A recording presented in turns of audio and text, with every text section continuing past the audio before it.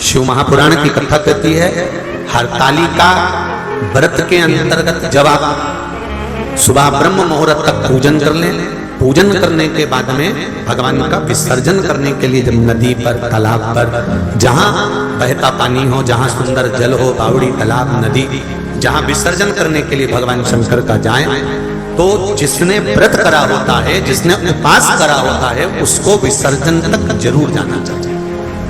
प्रयास।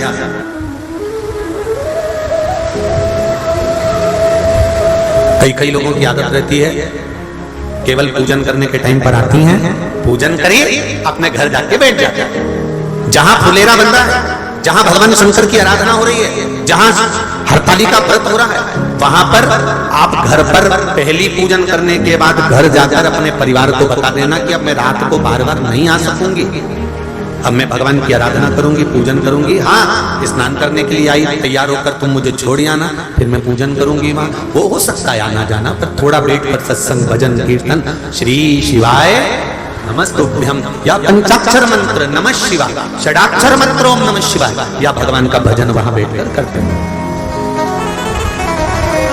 क्रोंच गंधर्व ने गड़बड़ी कर दी। मनोमयी ने शंकर जी की आराधना करी, पूजन करी और अपने पति से कहा, स्वामी क्या बात है मनोमयी, एक निवेदन करना चाहती हूँ, बोलिए, क्या आप शंकर भगवान का विसर्जन कर कर आ जाएंगे? हाँ, चले जाता हूँ।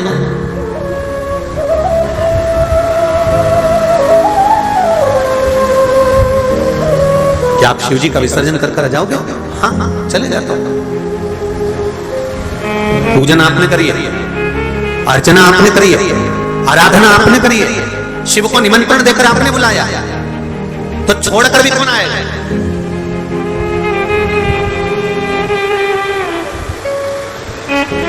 एक गलती हो गई, मनोमयी कक्ष में रह गई। शंकर भगवान को पाटे पर, जो भगवान शिव चौरंग पर पाटे पर केले के पत्ते पर बने थे, पूजन जो हुई थी, वो सोबरी ऋषि लेकर चल दिए। ले जाकर सोबरी ऋषि तो जैसे ही निकले, इतनी देर में जो क्रोंच गंधर्व दुनिया को ज्ञान दे रहा था, जो क्रोंच गंधर्व सबको ज्ञान बांट रहा था, अपने इंद्र के सिंहासन के पास में बैठकर देवताओं के नजदीक रहने के बाद भी वो क्रोंच गंधर्व सही नहीं रह पाया। और सोबरी ऋषि की धर्म पत्नी सुबह सुबह जब माताएं आखिरी पूजन करती है शंकर भगवान की, तो माता पार्वती जी को सिंदूर दान करती है। सिंदूर दान कर कर माताएं अपनी मांग में सिंदूर भरती है। हरतालिका तीज कर आप लोगों को स्मरण होगा, आखिरी पूजन में जब माता पार्वती को सिंदूर का दान दिया, सिंदूर अपनी मांग में भरा, भरकर बस मनोमयी अंदर प्रवेश कर रही थी, इतनी देर में क्रोंच गंधर्व उस घर के अंदर प्रवेश कर गया और दरवाजा उसने बंद कर लिया। द्वार बंद करा, मनोमयी को लगा कि मेरे पति विसर्जन कर कर आए। बहुत ध्यान से सुनना जरा कथा। कई लोगों का प्रश्न रहता है कि हम गणेश जी बिठाते हैं, तो गणेश जी के पास में वो चूहा रहता है, ये कौन था? तो ये हरतालिका की कथा सुन लो, आज मालूम पड़ जाएगा कि वो चूहा कौन था।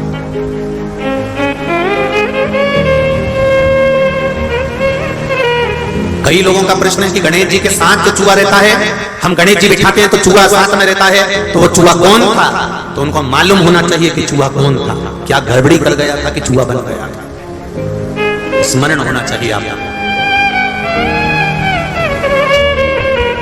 मनोमयी को लगा कि मेरे पति शंकर भगवान का विसर्जन करने गए थे, आ रहे होंगे। रात भर की जगी हुई मनोमयी नैनों में नींद सा समा रहा था, बेटी और क्रोंच दरवाजा बंद करे, इतनी देर में बस द्वार बंद हुआ था और मनोमयी का हाथ क्रोंच गंधर्व ने पकड़ा था। इतनी देर में शंकर भगवान की करुणा देखिए कि सोबरी ऋषि का आगमन हो गया, प्रवेश कर गए। सोबरी ऋषि आए, दरवाजा बंद था, मनोमयी ने दरवाजा खोलने के लिए हाथ बढ़ाया, क्रोंच गंधर्व ने मनोमयी को खींचा, आवाज लगाई मनोमयी ने, जो चिल्लाई, सोबरी ऋषि अंदर प्रवेश करे।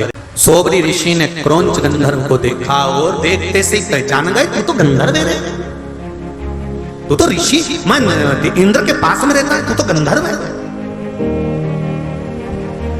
वो इतना बड़ा गंधर्व होकर देवताओं के नजदीक रहकर तूने ऐसा काम कर दिया कि मेरी पत्नी का हाथ पकड़ लिया।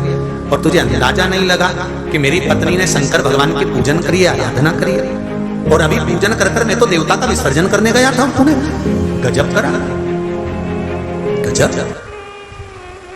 सोबरी ऋषि ने शिव जी को विसर्जन कर कर जो जल लेकर आया, हमारे यहाँ नियम है, हम देवता का जब विसर्जन करते हैं तो कलश में थोड़ा सा जल या हाथ में थोड़ा सा जल लेकर आते हैं अपने घर में छींचने के लिए। हाथ में थोड़ा सा जल था, क्रोध आ गया सोबरी बाबा का, श्राप दे दिया, जैसे तू मेरे घर में प्रवेश करा है ये देख कर मैं तुझे श्राप देता हूं कि तू चूहे की योनि में चला जाए, मूसक बनेगा तू चूहा। एक ऋषि के घर में, संत के घर में बिना सोचे समझे प्रवेश कर गए, बिना सोचे बिना पूछे। मैं तुझे श्राप देता हूं, मेरा श्राप है तुझको, और मैं तुझे श्राप देता हूं कि तू चूहे की योनि में, मूसक की योनि में चूहा बनेगा। क्रौंच गंधर्व रोता है, बिलखता है, सोबरी ऋषि के चरण पकड़ता है। तो सोबरी ऋषि ने कहा, ये तूने जो उपद्रव करा, तूने जो गलती करी है मेरी नहीं, इस मनोमयी की करी है। उसका व्रत था, उपास था, हरताली का व्रत था। कितना विधान है हरताली का, तीज का।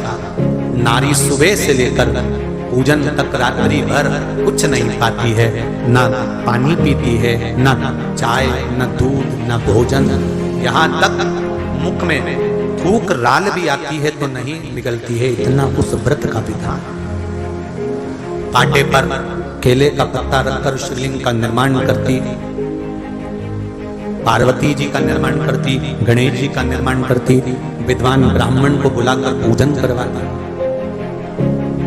रात भर 5 समय, वैसे आटोयाम का समय पूजन करो, मना नहीं, पर 5 समय की पूजन ये नारी प्रदोष काल से जब थोड़ा सूर्य का अस्त होता है उसके समय पर, उसी के बाद वो पूजन करना प्रारंभ कर देती है और शिव की आराधना करती है। मौली, चंदन, रौली, हल्दी, अबीर, गुलाल, चावल सब शिव को समर्पित करते हैं। फूल, पत्तियां, शमी पत्र, बेल पत्र, आंख का फूल, जहां जहां से पुष्प प्राप्त हो जाए वो पुष्प, 7 वृक्ष की पत्तियों को तोड़कर भी शंकर को समर्पित करते हैं। तब मनोमयी ने कहा, क्या बात है गंधर्व, गलती हो गई है तुमसे, पर आगे से ये गलती ना हो। मैं तुम्हें वर देती हूं, मेरे पति ने तुमको चूहा बनाया है, मूसक बनाया है, पर तुम मेरे चरण पूजन करने के बाद पकड़े हो, इसलिए मैं तुम्हें वर देती हूं कि तुम गणेश जी के साथ पूजाओगे और उनका साथ दोगे और उनके साथ रखाओगे। ये क्रौंच गंधर्व को वर